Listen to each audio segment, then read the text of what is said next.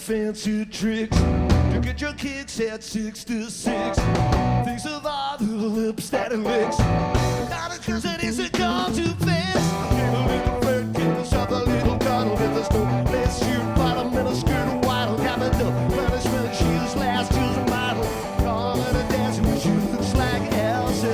I don't want you go to Chelsea. Oh no, just stop moving. Even though I said to move it, I don't want to check your pulse. I don't want nobody else. I don't want you to go to Chelsea.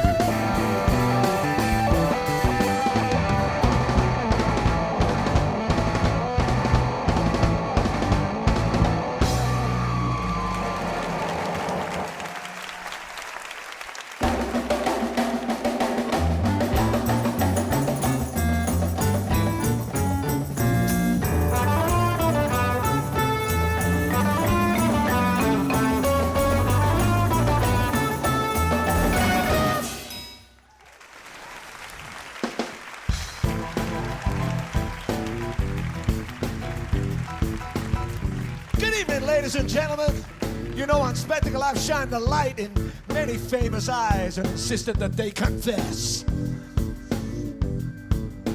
I've enjoyed dishing it out, but some have asked, can he take it? Well, can I? By popular demand tonight, I will be the man in the witness box. Tonight I will make a spectacle of myself. But you know I hate to do it alone. And our sponsors have asked me to submit myself to the scrutiny of a music journalist, a rock critic no less. And I said, I think I know a couple. Then they said they had to be photogenic, and that limited the pool considerably. Then I thought, wait! I know one music writer who really knows her stuff. Her pieces in Esquire combine the thoughtful criticism with the insight of an onstage performer. But that's no surprise. For in addition to being a music writer, she's an Emmy winner, a Golden Globe winner, a Tony winner, and one of the greatest actors of our time. Please welcome from the royal family that gave us Camilla, Dorothy, and Bunny Parker, Miss Mary Louise Parker. Ah!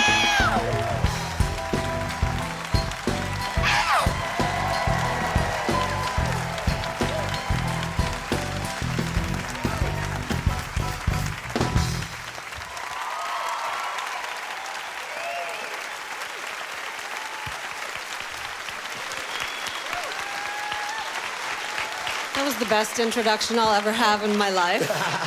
I'll never top that. Well, you never know. I mean, they've got something. I'm pretty sure. I'm pretty clear on it. Well, I'll shut up because I'm not the host on this show. I have to thank Mary Louise. No, for are you ready? It's all about you right now. Oh, it's always all about me. Well, that's fine because I think you're the coolest person in the whole entire world. Oh. Just about, right? And I think really one of the things I love most about you is that you made so many uncool things cool.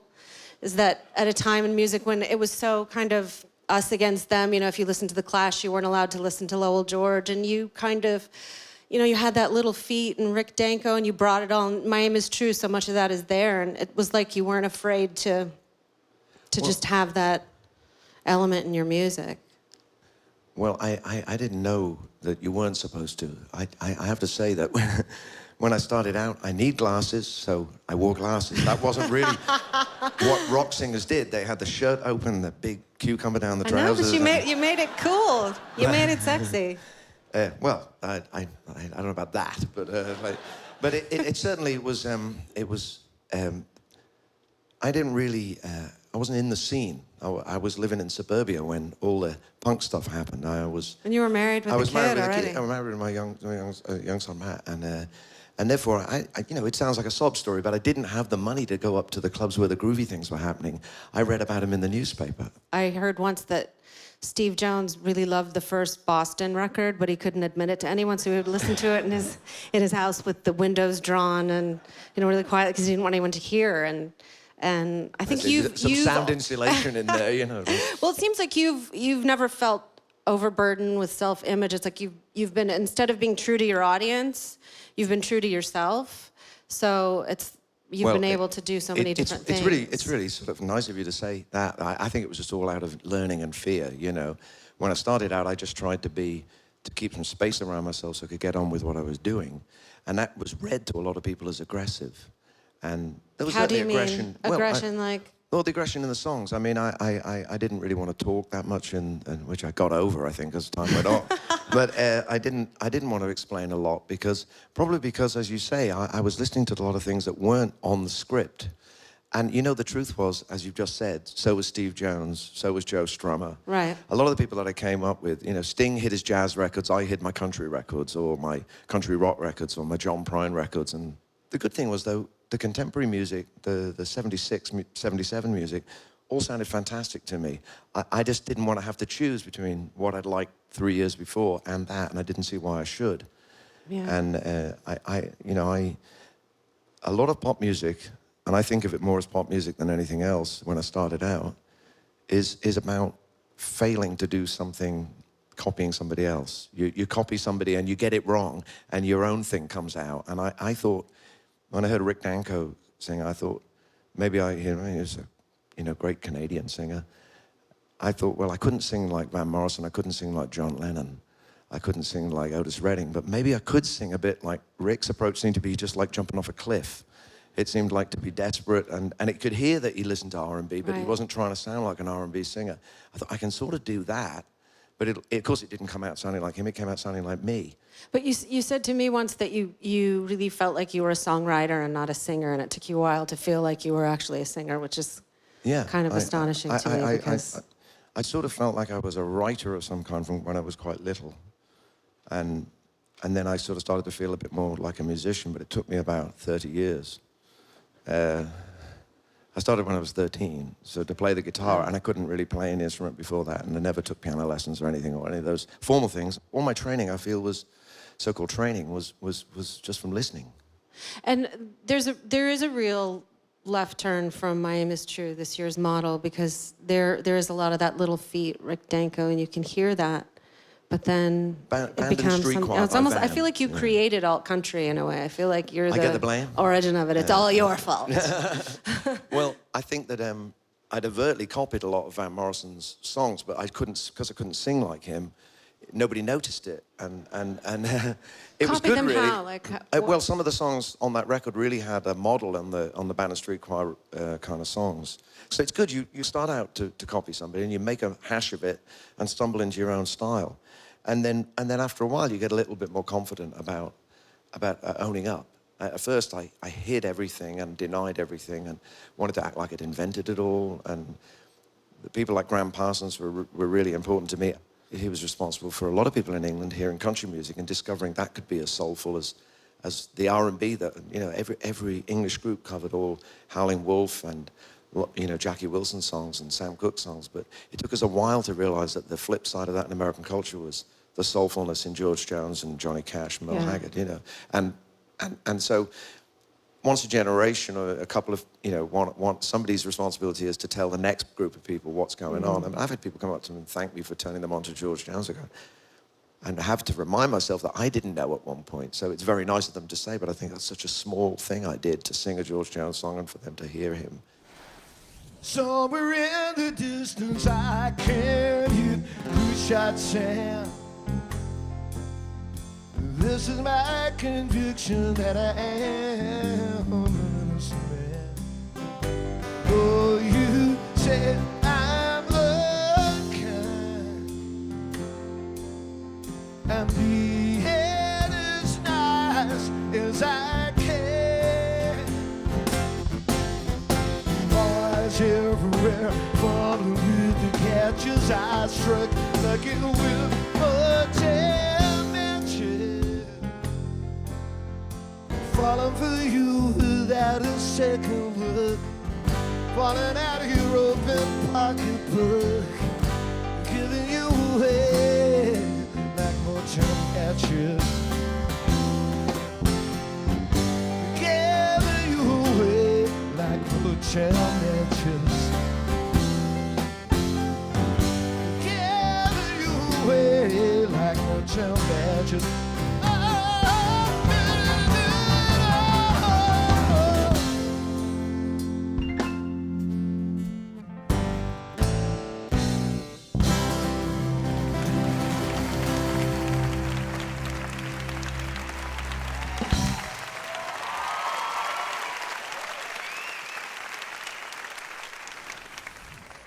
You don't read, you've said, and your lyrics are so, they feel so literate to me. I read history mainly and a little bit of poetry. You read nonfiction and poetry, but you don't really read fiction. I haven't written any fiction. No, I haven't written. I've lived a little fiction, but I haven't. I haven't really read any.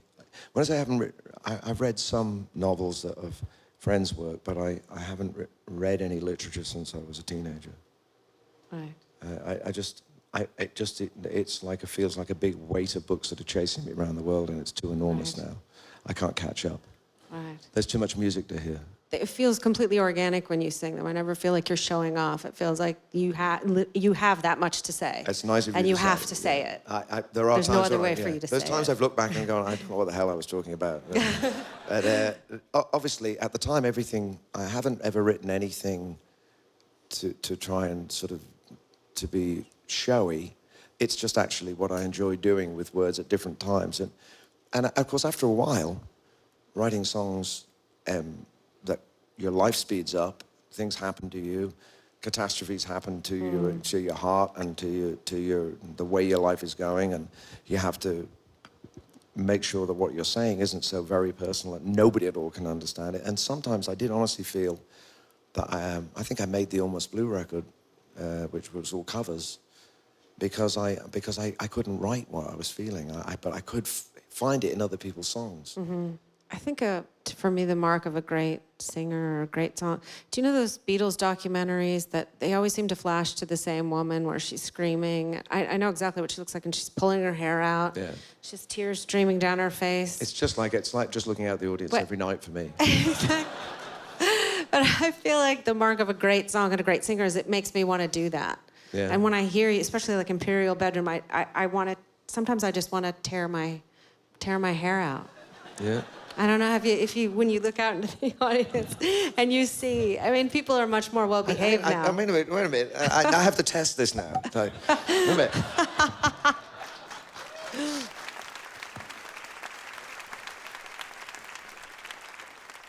I mean, here's something we were talking about is that, like, trying to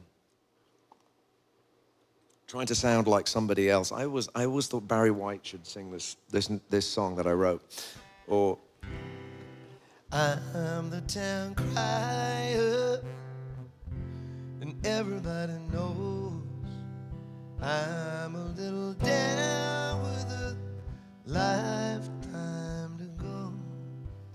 Maybe you don't believe my heart is in the right place. Why don't you take a good look at my face? Other boys use the splendor of their trembling lip. There's some teddy bear tender and tragically ill. I'm never gonna cry again. I'm gonna be as strong as them. They say they die for love and then they live it out. I give you something to cry about, and suddenly you really fall to pieces. I'm the town crier, and everybody knows I'm a little down with a lifetime to go. Maybe you don't believe my heart is in the right place.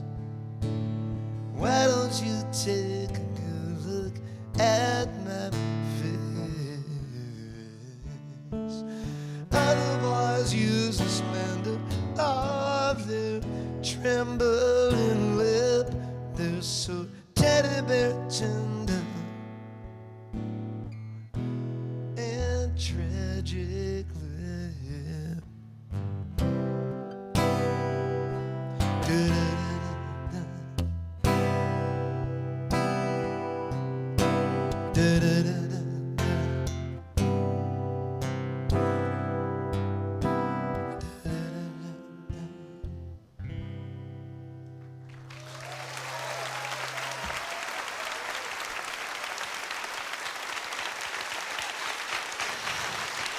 God. I like that song. I never sing. I never sing it. I can't keep it That's together. really clear. Yeah. Composure. I can't. Your songs always feel so emotional to me, but when you started working with T-Bone, they just became sort of more kind of emotionally bare. T-Bone was very good at saying, don't shy away from the things that matter to you, because if you listen to the songs that you really love, like Girl or by John Lennon, or that's a really brutal song, or I'm So Lonesome I Could Cry by Hank Williams. I can write forever and a day. I'll never write a song as good as either of those. Wow. But I don't know about that.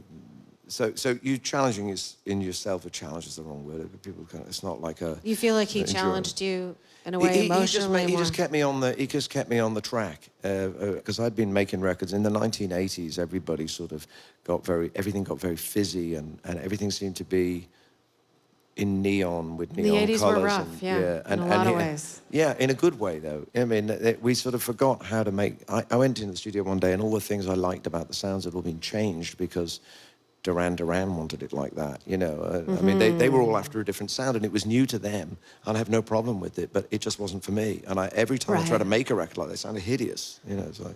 Did you ever try? Oh, yeah. So you tried to make a Duran Duran type sound? sound? I had the haircut and everything. Wow. Little sweater and, I had the whole, funny trousers, and... That's not a period of my life that's spoken about. Maybe you should bring that back. The tennis shorts like Wham. And he produced your latest record. He did. T-Bone Burnett. We've not only made 3 records together. We've written a number of songs over the years, and we'd written some over the last 8 or 9 years. And we just went in the studio, and I had the most freest time making it. I mean, I think we should make records about every 20 minutes now. I don't think there should be a big roll on the drums every time. You should just make them when you're feeling like them, or either every 20 minutes or every 20 years. I can't decide, but they shouldn't be so much. They don't actually have the same place in our working life, in our commercial life. So it makes it much freer. You don't have as much writing on it, because the real business is writing the songs and then going out and performing them in public. So the record is like a bulletin of that. It's like advance notice. And one of my favorite songs that we were talking about earlier, Brilliant Mistake. Yeah, I mean, that was, the funny thing was about that, because, I mean, that was sort of simultaneously like just like a joke. Like the whole thing just seemed to hinge on a chance remark. A lot of songs. Right, but there's something really sad about it. Yeah, but I mean, I beautiful. was, and then I did a cover for the record where I wore a crown, so people, because it starts like, wait a minute, I need one of these. Plectrum, as they say.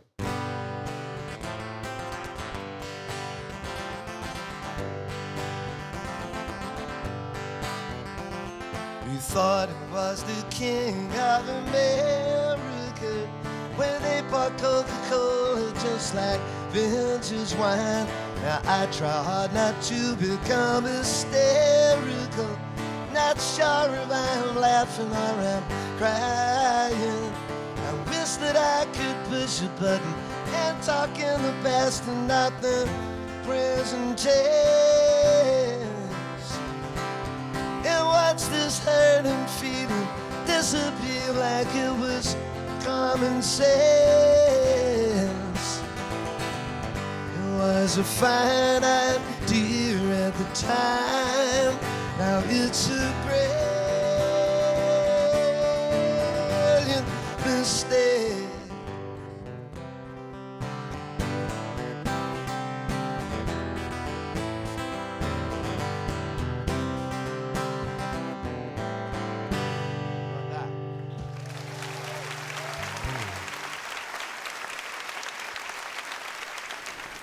your dad played on the same show as the Beatles, is that right? Your father was he was a trumpet player. He started right? as a trumpet player, and all through my childhood, he was on the radio and on the television, and like when I guess I was about 9 years old, the big event of the year in England was something called the Royal Command Performance. You know, which sounds so grand. The Royal Command Performance. Tonight with the BBC, the Royal Command Performance. and the Queen would be up there in the box, and in '63, the Beatles were on it, and it was this quite famous show where Lennon said, the people in the cheap seats can clap along, and the rest of you can rattle your jewelry or something, words to that effect. And of course, I was watching it. It was a live broadcast. He got in trouble for that, actually. Well, I mean, it wasn't like the Jesus comment. I think it was we are not amused up in the Royal Box. It was still thrilling, you know, because my dad was on this big show and he got to sing one of the feature numbers when the band that he sang with was one of the acts in this variety bill. And actually, Burt Bacharach was on the show too. He was the accompanist for Marlene Dietrich. And later on... He figured... It was really strange because I later worked with both people and they both told me about it. And this here I was a little 8-year-old kid, so thrilled getting to stay up late with my hot milk or whatever and watching my dad sing. And then, you know, I made him promise he'd bring the Beatles autographs home for me. And he did, on a piece of on airmail notepaper. Do you remember that thin airmail notepaper with all 4 signatures, even overlapping? God. He must have caught them in the hallway. I thought, well, my autograph book is only this big and the piece of paper is this big, so I cut out around all the names and stuck them on individual pages. It's perfectly true. I think I cut off the loop of the J of John while I was doing it. You know, I have it, yeah. And when you went on to work with, what was that like when you went on to work with him? It must be like me when I met you and I almost swallowed my tongue. Extraordinarily weird. You know, I got this call one day and I said, will you write with Paul McCartney? I thought, really? Why would he want to do that? And but you know, I went along and he was great. We sat opposite. And that was one of your most popular. Well, we wrote a lot of songs quickly. We yeah. wrote 12 songs, and the first couple that we worked on went on. Both of them were top 20 hits, top 10 hits, I think. At the time, he had a little bit of a thing where he didn't want to sound like the Beatles. Well, understandably, that was his past. And I was going, well, everybody else copies you. Why can't you have those kind of harmonies? He didn't want to sound like early Beatles? Or he didn't want to have any like kind of things that were reminiscent of the Beatles in the songs. He was always looking for the new thing, which is to his credit, you know, and he made up a whole other language for himself that didn't refer to it. And that's pretty tough to do, to never sound like yourself again, because it was such a great sound. But of course, we got in just with 2 guitars, and that was pretty thrilling. By far the best versions of the songs were the ones we made right when we finished them. I mean, there's a demo somewhere of us just playing them with 2 guitars, and it's... Would you sing us one of the songs that you wrote with McCartney? Yeah. Would you like to do that? Yeah. When I need a band. Can I bring a band up? You know, because you've got some people in mind. I'm fortunate enough to play with all these great musicians. I mean, I played in a great rock and roll band. 2 of the guys that I'm playing with now, we played on and off for 30 years, which is that's, you know, you could become a priest 3 times over. We'd be cardinals by now if we were in the clergy. Yeah, please, on the bass, Davey Farragher. On the drums, Pete Thomas.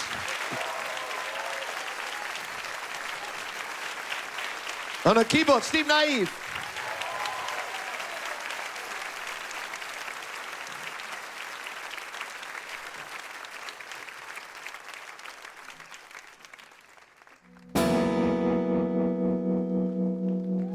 You'll as the powder and perfume, pretty clothes are scattered round the room, and it's so like candy. You'll as the lipstick and the face, the colored tablets keep it all in place, and it's so like candy.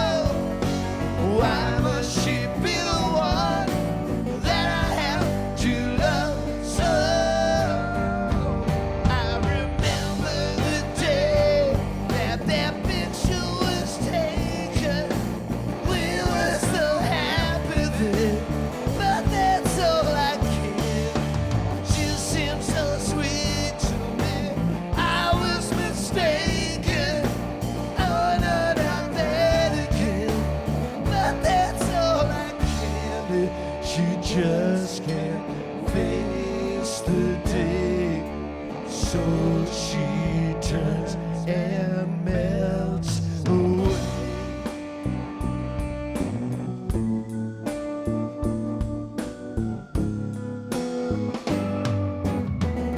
You'll like the records that she scratched.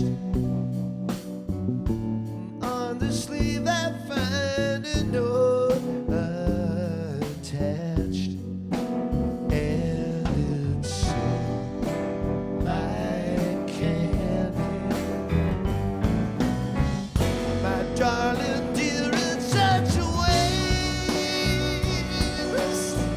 She couldn't say goodbye, but I admire your taste.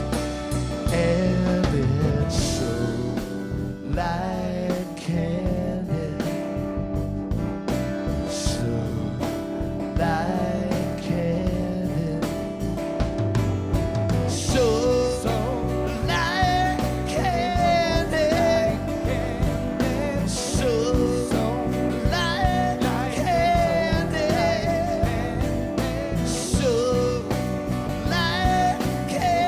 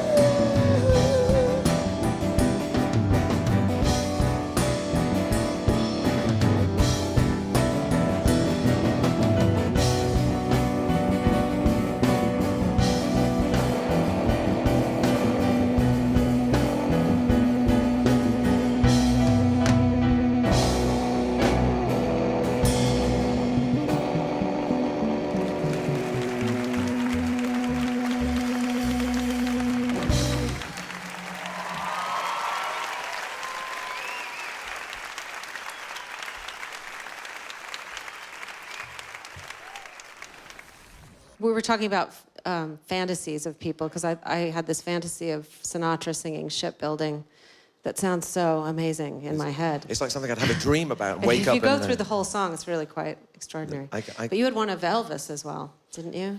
Well, I used to tell people that really it was, you know, when Elvis passed, it was sort of, there were still pretty good songs for him to sing, but if he lived into the 80s, it wouldn't have been so hot, because he would have been doing like Rio and songs like that, you know. Her name is Rio and Heart of Glass. I always imagine Heart of Glass. You know, once had love and it was a gas. So bad I was a pain in the ass. And you just know he wouldn't sing Pain in the Ass. He would have kind of, Right. you know. But you, when you Almost Blue, you really had Chet Baker in mind. Was that true? I did. Or? Yeah, I had Chet Baker's recording of the song, the Brown and Henderson song, The Thrill Is Gone. Yeah. Which is really, I mean, if you listen to The Thrill Is Gone, you can tell that Almost Blue is modeled on it. And it was just a really extraordinary thing when Chet, I didn't know he'd recorded the song till after he died. Really? Yeah, so though I worked with him and he played on the song Shipbuilding that you mentioned, I gave him a copy of it, but he wasn't the sort of guy you felt like he went home and played it that night. He didn't live that kind of life. He was traveling all the time. I don't suppose he even had a record player. I think most of the music he had absorbed, and he played a lot of the same repertoire every night. So for him to sing a song by somebody else seemed, a particularly new song, seemed as improbable as Frank Sinatra singing it. But I've been fortunate enough to hear, like, I haven't had that many covers. My songs are hard to sing. There's a lot of words and some of them are quite rangy. There are a lot of words. And but those that have happened have been George Jones and Chet and Roy Orbison and Johnny Cash. That's pretty good. That's pretty good company. And what was it like, Burt Bacharach's that like working with him? Well, also another thing I think that you kind of made cool. You know, when I was in the studio with T-Bone Burnett making Spike, I got this word "Burt" in the building, and it just was this somebody I just never thought I would even meet, much less work with, and. I've been trying to write songs like him since I started out. I wrote "Accidents Will Happen" was supposed to be a Burt Bacharach song. You know, that, in my mind, that's that thing I said. You start out to write like somebody else, and whether it's a singer or another writer, and you fail miserably, and you end up writing something that of your own. And he came in. We had a song called "Satellite," which had a few little signature things, little suspensions, dun dun dun dun dun. And in my mind, it was absolutely clear that it was in reference to him. And he came in and just listened to it and went, hmm. And he sits there like this, really intently listening. And I'm like, it's good, you know. But obviously didn't recognize himself in it whatsoever. And I was sort of crushed. But he was really charming. And then we had an opportunity to write a song for a film called Grace of My Heart. And we wrote a song, God Give Me Strength. And it was just such an incredible experience.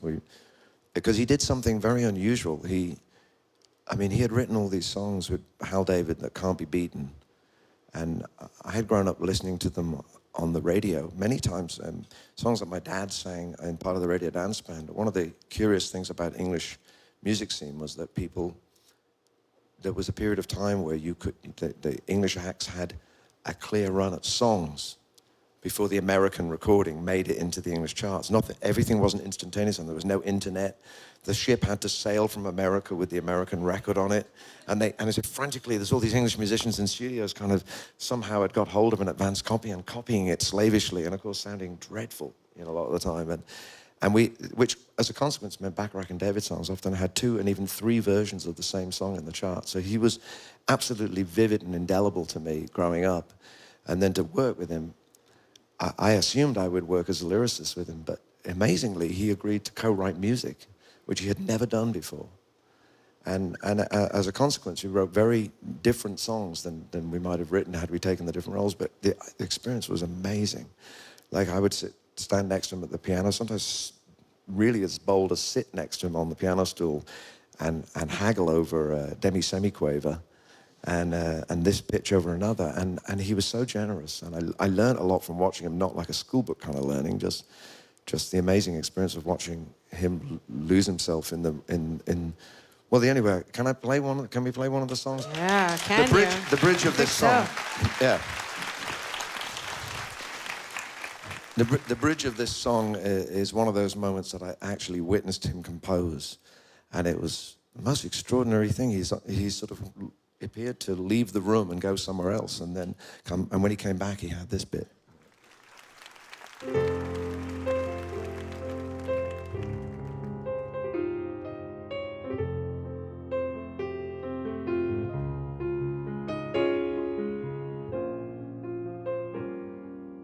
I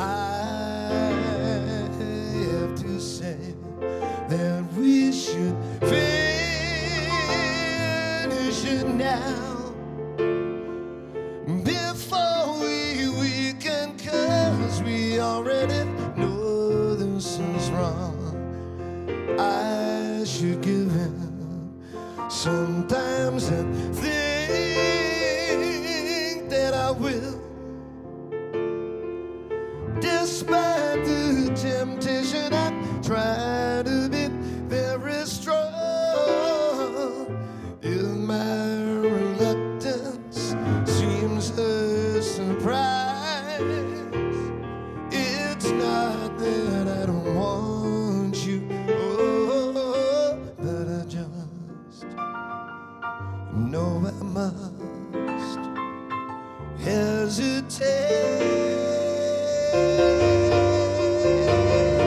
Because I still have that other girl in my head. I still have that other girl in my head.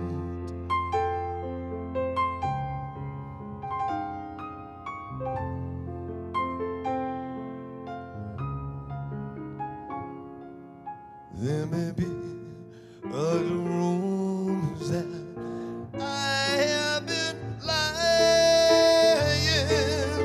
There may be angry tears, but they're never worth the crying. That is why sometimes I hesitate. Because I still have that other girl in my head. I still have that other girl in my head. and still am that other girl in my head.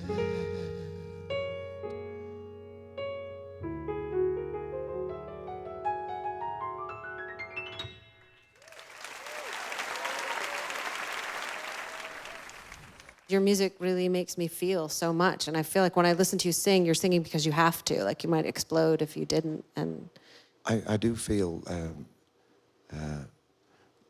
that most of what I do is governed by emotion. It's not, and sometimes when the rawer things happen to you in life, you disguise them by writing about them. And I used to write about them and play with words to kind of set them off a little bit in the distance. And sometimes you write about them in character because to write about them nakedly would seem very indulgent. Mm-hmm. And other times it's the only way to do it, to write specifically. It can appear to be clever for its own sake when you spin with words and you just fall in love with the sound of them, but they still have meaning. it feels organic to me, though. I was saying that before. I feel like you always end up somewhere. It's not just for... It's not like beyond belief. But there is a real passion there. Like with Imperial Bedroom, I told you that one time, it was like the second time I met you, and I said Imperial Bedroom, when I listen to it, it makes me want to like punch someone in the face and go have sex with the wrong person, but in the best possible way. I feel like it just fills you with, you just feel like you have to. And the entire table stopped, actually, when you said I know, but that. you loved it. Well, that's the highest form of compliment, in my opinion. That's heaven knows what I was aspiring to when I wrote that. Actually, the reason the whole record's called Imperial Bedroom, because it is about that combination of the tawdry and the splendid that is in the misadventures of the heart and the trousers. Yeah, it's the torching of something. Yeah. And I don't have this idea that the songs are out there and they're coming through me as like I'm not channeling anything. I might be trying to unsuccessfully copy other things, and a lot of people have made a lot of money doing that. And I've just sort of like come up with a style accidentally that keeps changing in relation to what I've learned and what I'm feeling. It's not always about you. It's just about them and the experience that they had with what you did. It doesn't mean that you're so amazing necessarily. No, I like I said, I just feel but like I feel like a big idiot all the time, you know. And you don't necessarily want to shy away from speaking about the things that matter to you most, whether they be your indignation at something in the world, and you try to express that in some way that hasn't been said before, that isn't a cliche, like we should all love one another and there shouldn't be inequalities and, you know, all those things that are very obvious, and it's a real talent to be able to say those things in a fresh way. But if you are taking just the simple matter of your own joy and terror at, say, fatherhood, that's and it's equal measure joy and terror. Because on the one hand, I've been given the huge gift of becoming a father again at later in life when I'm perhaps better placed to appreciate the gift of it is, rather than I'm not so absorbed with my own career and life that I could risk missing for a moment the incredible transitions. And people that are juvenile about music regard that as sentimental, but they're not in the moment of abject terror that comes to me in every waking moment that comes just before sleep, when I do the calculation of what age I will be when my 3-year-old sons reach maturity and certain landmarks that anybody who comes to fatherhood later in life is bound to do. So a song which appears to be on the one hand a lullaby is simultaneously a song of great anguish. If that's sentimental, then it is full of sentiment, but there's a big difference, and there's a crucial failure to understand language if you don't understand the difference between the word sentiment and the word sentimental. Do you feel like your songs have become more sort of, you've exposed yourself in a way? I think sometimes. Some of the sweetness of the songs, like My Three Sons, or... Yeah, I think that song but it is also what we're talking about. And you know, I'd put that against any other song I've written as being like something that I really wrote for a reason, to try and work some conflicts out, and it must be something that an actor does as a matter of course. Go to the text on the page and try to animate it, try to find an element of truth in it, or something in which you sound believable, authentic. Yeah. That's well, what you it's do also for a about living. like trying to think about it and work through it so much so that it looks like when you do it that you never thought about it and you never worked on it. Which is the trick of it, really. Like, That is to a make very it seem like difficult it's thing just to do. occurring. I mean, everything we do is self-conscious, and Yeah. and when people say that's a self-indulgent song or record, I gotta go, yes, of course it is, because that's the point. It came out of this most personal place inside your head. Yeah. You know, and everybody are having all these thoughts, including right now. And you know what? I can read your minds. And when I look through these glasses, you're all naked. Would you like to sing for the naked people? Yes, I would. Yes, yeah. I would like to sing for these wonderful people who've been kind enough to come, and will. Yes. And then, would Thank you please? you so much for having me. Yeah. Well, I don't thank know how you, I got Mary in this Louise. seat, but Mary Louise Parker. thank you. Thank you.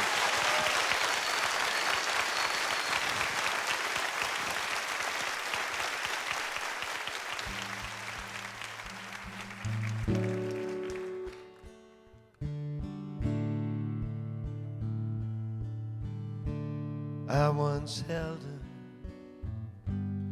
in my arms. I thought she would always stay, but I was cruel and I treated her like a fool. I threw it all away.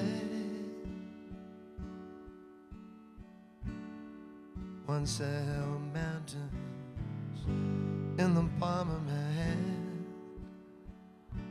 and rivers that ran through every day.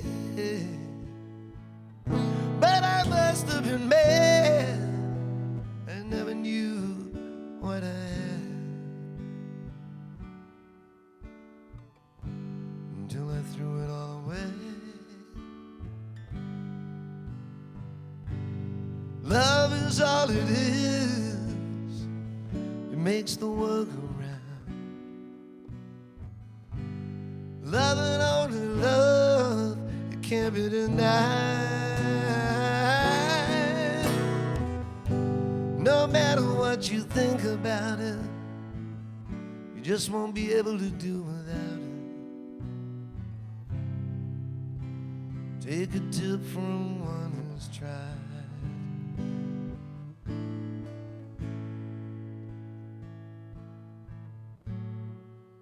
So if you find someone who gives you all of her love,